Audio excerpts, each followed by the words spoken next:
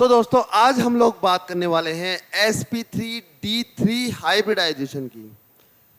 तो अगर sp3d3 hybridisation में देखें तो यहाँ कुछ इसके मेन फीचर्स हम लोग देखते हैं, क्या क्या खास बातें होती हैं sp3d3 हाइब्रिडाइजेशन की। तो यहाँ सबसे पहले हम लोग देख सकते हैं 1s 3p and 3d orbitals, यानी एक s 3p और 3d ऑर्बिटल्स मिल करके sp3d3 हाइब्रिडाइज्ड ऑर्बिटल्स बनाते हैं। अगर ज्योमेट्री की बात करें तो इसकी ज्योमेट्री होती है पेंटागोनल बाइपिरामिडल, यानी पंचभुजीय द्विपिरामिडीय ज्योमेट्री का ये होते हैं। इनसे जितने भी अणु बनते हैं इस तरह के संकृत कक्षकों से किसी मॉलिक्यूल में पाए जाते हैं तो उनकी ज्योमेट्री होगी पेंटागोनल बाइपिरामिडल। अगर बॉन्ड एंगल की बात करें तो 5 बॉन्ड एंगल्स तो पाए जाते हैं 72 डिग्री और 2 बॉन्ड एंगल्स इसमें होते हैं 90 डिग्री के, यानी 5 जो पंचभुज है, जो पेंटागोनल है, उसमें जो एंगल होगा वो तो होगा 72 डिग्री और जो ऊपर और नीचे की ओर जो एटम जुड़े हुए हैं वो जुड़े हुए होते हैं 90 डिग्री पर। और यहाँ कुछ एग्जांपल्स हम लोग देख सकते हैं, जैसे IF7, XCF6 और भी बहुत से हो सकते हैं, लेकिन इनमें से कुछ एग्जांपल्स को आज हम लोग सॉल्व करने वाले हैं। तो अगर हम लोग यहाँ देखें तो सबसे पहले एग्जांपल लेते हैं IF7 का। IF7 में देखिए जो सेंट्रल एटम है वो है आयोडीन। तो आयोडीन के लिए हम लोग जो इलेक्ट्रॉनिक कॉन्फ़िगरेशन है वो लिखेंगे। तो यहाँ आयोडीन का एटॉमिक नंबर होता है 53, यानी 53 पर आयोडीन आता है। अगर हम लोग इलेक्ट्रॉनिक कॉन्फ़िगरेशन लिखें तो देखिए 36 यानी 36 तक तो आ जाता है क्रिप्टॉन। उसके बाद आता है जीनॉन अक्रिय गैसों में, और जीनॉन से जस्ट पहले आते हैं हमारे आयोडीन। तो यहाँ पर क्रिप्टॉन के बाद 4d10, 5s2 एंड 5p5, ये इलेक्ट्रॉनिक कॉन्फ़िगरेशन होता है आयोडीन का। अब देखो हाइब्रिडाइजेशन की हम लोग बात करें sp3d3 की, तो यानी d ऑर्बिटल भी हमें चाहिए। इसी क्रम में हम लोग चलेंगे, पहले s फिर p और फिर d। तो 5s जहाँ शुरू हो गया वहाँ 5s ऑर्बिटल्स भी हैं, 5p भी है एंड 5d भी है। तो इलेक्ट्रॉन उनमें चाहे होगा चाहे नहीं हो, लेकिन 5d अवेलेबल है। तो यहाँ पर 5s, 5p एंड 5d तीनों ऑर्बिटल्स हम लोग लिख देते हैं। अगर इलेक्ट्रॉन भरने का क्रम देखें तो देखो वैलेंस शेल तो यहाँ 5 ही है, यानी संयोजकता कोश जो है वो तो 5 होता है। तो उससे पहले वाले जो इलेक्ट्रॉन्स होते हैं वो बॉन्डिंग में भाग लेते नहीं हैं।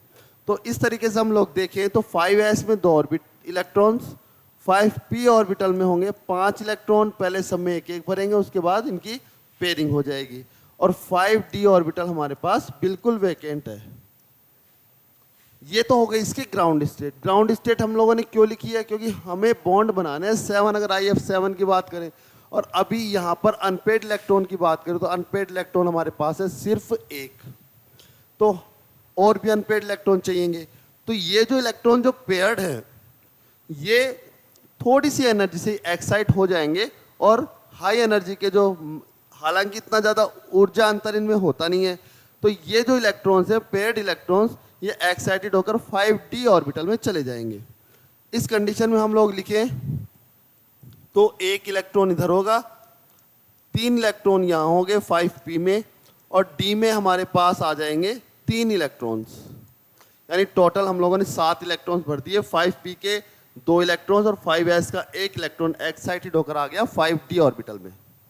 अब यहाँ से हमें f एटम जोड़ने हैं जो कि 7 है, यानी 7 f एटम हम लोगों ने जोड़ दिए। f एटम के जो 2pz ऑर्बिटल है उसमें जो अनपेड इलेक्ट्रॉन है वो इनसे 2pz और इन संकृत कक्षकों के मध्य जब ओवरलैपिंग होती है उसके द्वारा बॉन्ड बनाते हैं। तो यहाँ पर हम लोग देखें ये तो थे अपने sp3d3 हाइब्रिडाइज्ड ऑर्बिटल, और इनमें जो इलेक्ट्रॉन है वो f जो एटम है उसके एक अनपेड इलेक्ट्रॉन के साथ बॉन्ड बनाते हैं। अगर f का इलेक्ट्रॉनिक कॉन्फ़िगरेशन हम लोग देखें तो वो होता है 9f का 1s2, 2s2 एंड 2p5। तो यानी एक अनपेड इलेक्ट्रॉन इसमें भी है, सभी हैलोजन में एक अनपेड इलेक्ट्रॉन होता है। तो यहाँ से हम लोग देखें तो 7 एफ एटम 7 सिग्मा बॉन्ड बनाएंगे यहाँ पर। अगर इसकी ज्योमेट्री की बात करें तो देखो ज्योमेट्री इसकी होती है पेंटागोनल बाई पिरामिडल, यानी एक पेंटागन होगा। पेंटागन हम लोग कुछ इस तरह से बना देते हैं, ये पेंटागन हो गया। और यहाँ पर सेंटर में इसके होता है आयोडीन। 5 एफ एटम जो है वो इस तरह से जुड़े हुए होंगे और 2 एफ एटम वो ऊपर और नीचे की ओर। नीचे वाले को हम लोग तिरछी लाइन से शो कर रहे हैं क्योंकि दिखानी है बोर्ड पे, तो वो इसी तरह से दिखा पाएंगे। यानी एक पेंटागन तो हमारे पास प्लेन में है, एक एटम ऊपर और एक एटम नीचे की ओर जुड़ा हुआ है, तो इसकी ज्योमेट्री हो जाती है पेंटागोनल बाई पिरामिडल, यानी 2 पिरामिड बन जाते हैं इसमें। इस तरह की इसकी ज्योमेट्री होती है। अगर हम लोग इसके अणुकक्षक आरेख की बात करें तो हम लोग उसे भी बना सकते हैं। देखो sp3 हाइब्रिडाइज्ड ऑर्बिटल है, तो सबसे पहले आयोडीन है, आयोडीन के ये sp3 हाइब्रिडाइज्ड ऑर्बिटल्स हो गए, इसी शेप में बनाए हैं मैंने सब में। और एक ऑर्बिटल ऊपर की ओर और एक ऑर्बिटल होता है नीचे की ओर।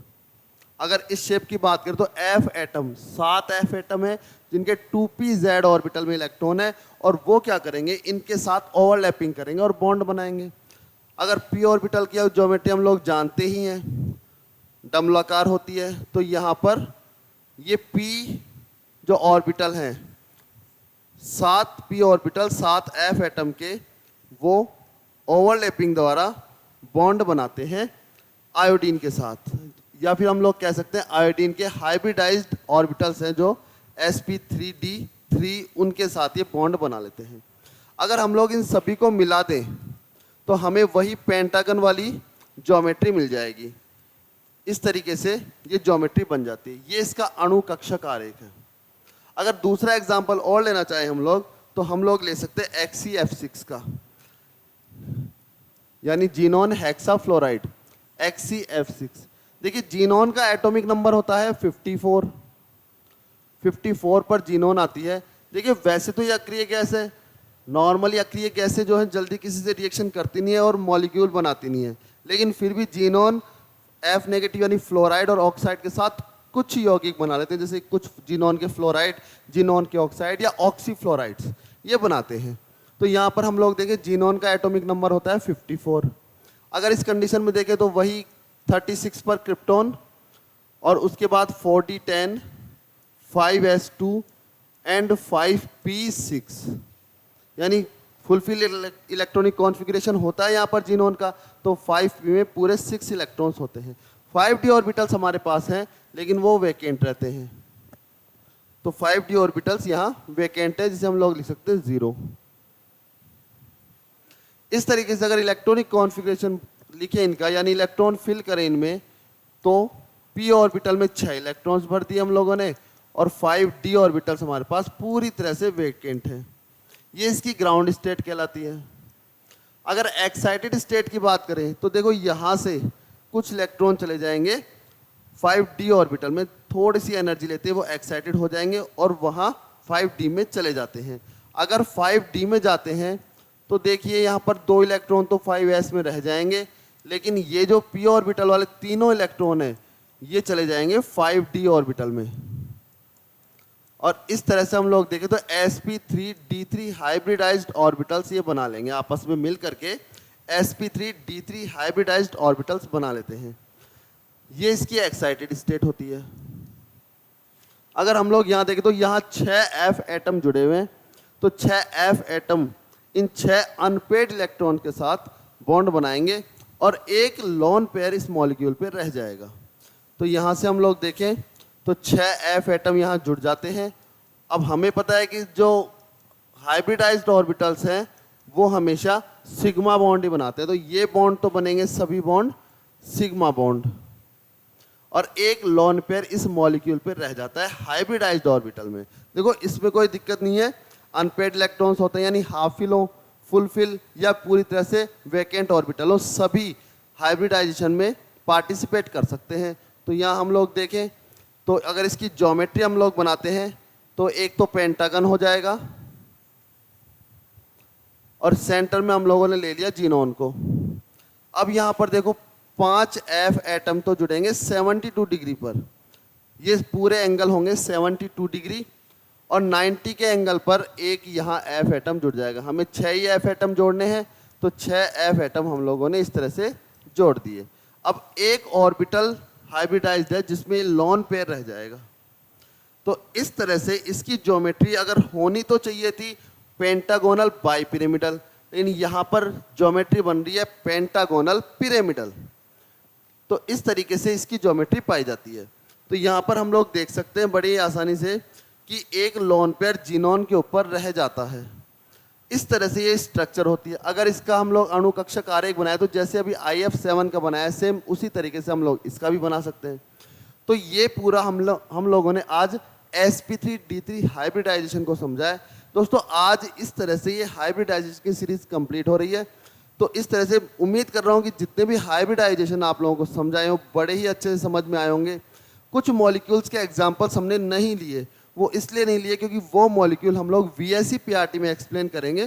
तो VSE PRT में जैसे पहले भी बताया था लोन पेयर और लोन पेयर बॉन्ड पेयर का रिपल्जन होता है, इसलिए से ज्योमेट्री में थोड़ी विकृतियां आ जाती हैं। तो इन सभी चीज़ों को हम लोग VSE PRT जो कि नेक्स्ट वीडियो होगा हमारा, उसमें हम लोग सभी चीज़ों को समझेंगे। धन्यवाद।